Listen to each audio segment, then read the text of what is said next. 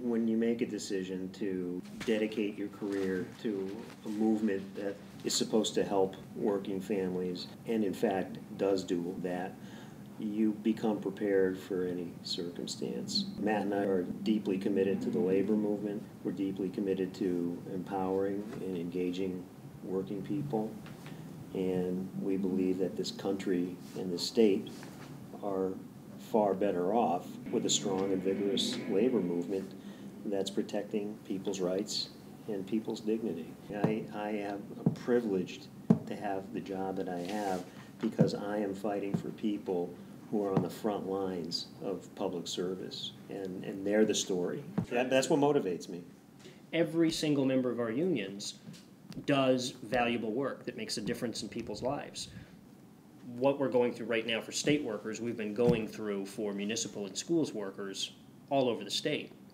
The stakes are no less high for them and their families. The pressure is no less diminished because there's fewer of them than it is for the state's workforce. It's that the stakes are high for the country.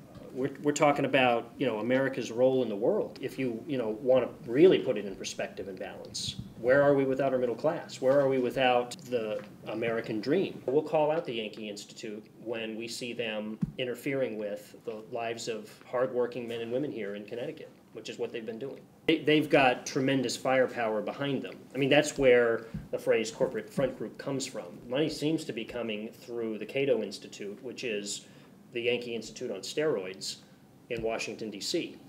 And they're receiving money from these extremist individuals and corporations run by these same extremists with a real agenda, a very anti-worker agenda. These are the same folks that have been funding what's been going on in Wisconsin, in Ohio, in Indiana, in New Jersey. I mean, you really have seen it play out in Madison, in Wisconsin, with a governor who's getting his direction from groups like the Yankee Institute. It's this network of organizations that have been doing this for 30 years. It all goes back to the early 70s with the Heritage Foundation.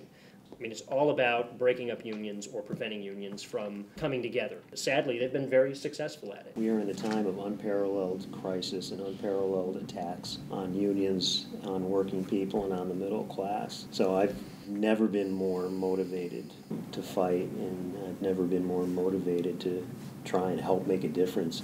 And I know Matt feels the same way. We need a strong labor movement to stand up for all workers, whether they're in unions or not.